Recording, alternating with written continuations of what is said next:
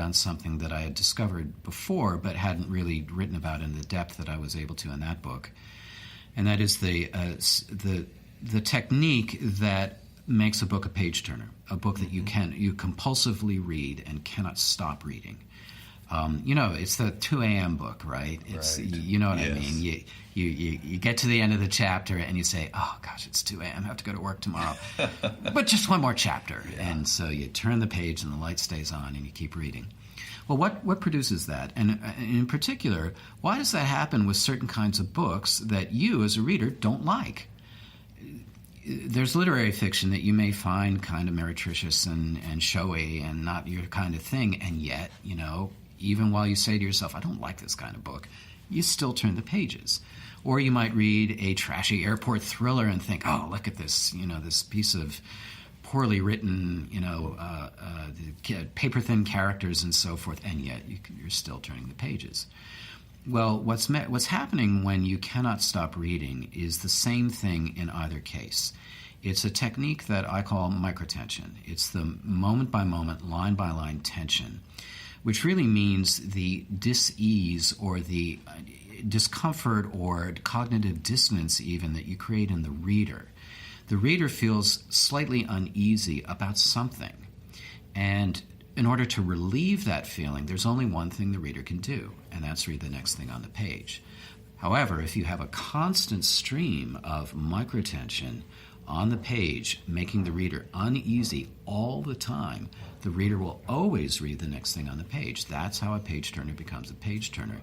And this technique is irrespective of the type of story, it's irrespective of the author's style.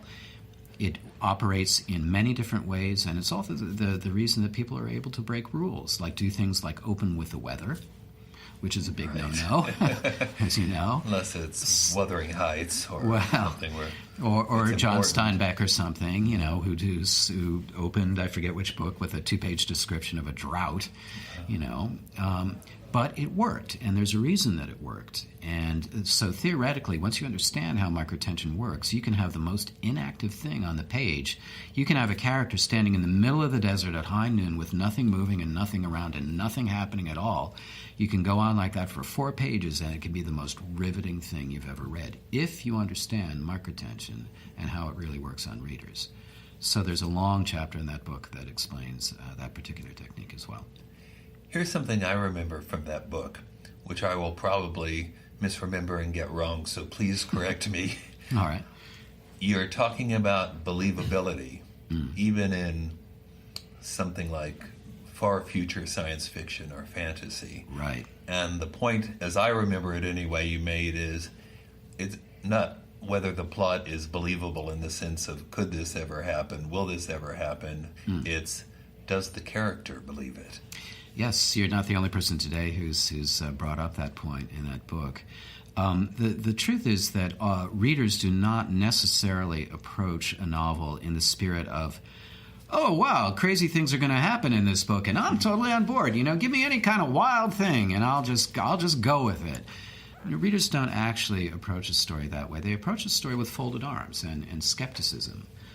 And that's even true of thrillers. However, the things that happen in fiction are inherently unreal. They're improbable. They're, they don't happen in the real world. I mean, they're stories, and they're supposed to be exaggerated, a heightened experience of reality in some way.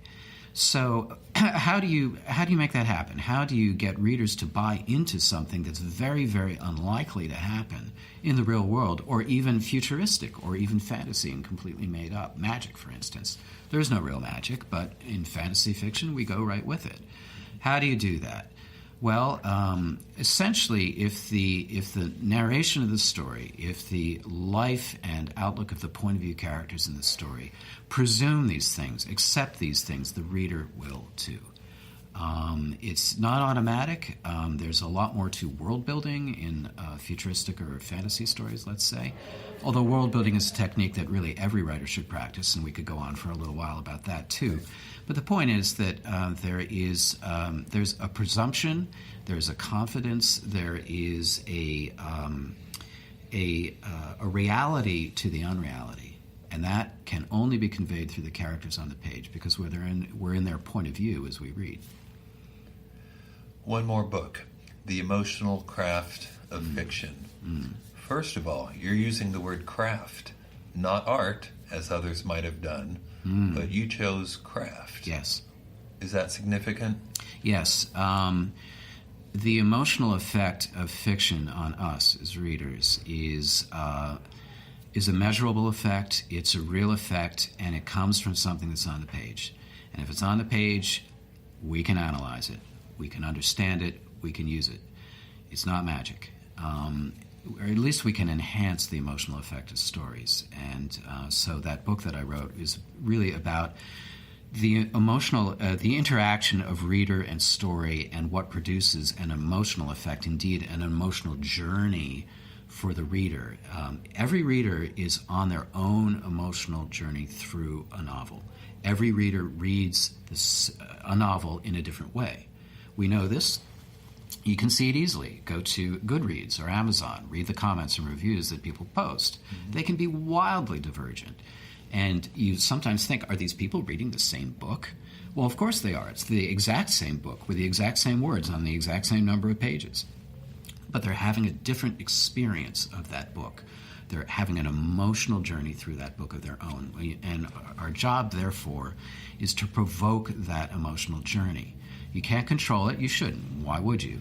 But to provoke it and make it happen inside the reader is the object. But that insight, though, has some implications for how we write. It has some implications for how we understand, for instance, characters' emotions in a story.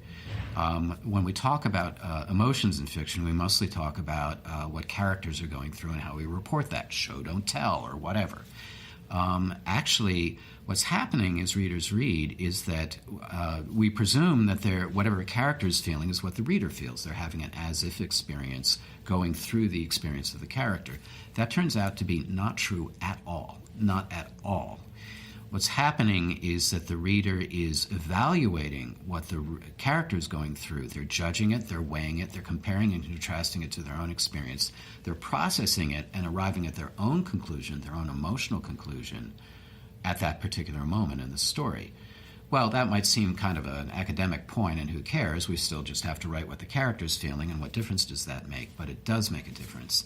Because if you ask readers to feel a primary emotion, a large primary emotion, and you report a character feeling that, the reader is not going to feel that. My favorite example of that, Bill, is a line I'm sure you've read, in thrillers in particular, but it occurs in a lot of fiction. Here's the line. You ready? Yes. His guts twisted in fear. You've read that line, right? Yes. Many. Hopefully you never wrote it, but but does it make your own guts twist in fear? No. No. It's a cliche. It's hackneyed. It's overdone. But more to the point, it's a primary and painful emotion. And as readers, as human beings, we're going to step back from that feeling. We're not going to feel it. On the other hand, you can delve into another feeling at that same moment, explore that in different ways, which is important because the reader needs processing time. And what results is the reader processing and coming up with their own experience of what you've written, which might well be fear. So you get the reader to feel what you hope they will feel at that moment in the story, but not by writing about fear, but by writing about something else. It's a technique I call third-level emotions. And it's just one of the things that I discovered along the way about what creates an emotional environment in a novel. There's a lot else. There's the moral map of the story and many other things. But it was a really interesting way to look at fiction and its interaction with readers, and I discovered a whole bunch of really interesting stuff that it's been a lot of fun to write about and teach. Don, thanks for being on this podcast. My great pleasure. Good to see you, Bill. Wasn't he terrific? Thanks again to Donald Maass for sitting down to talk to him.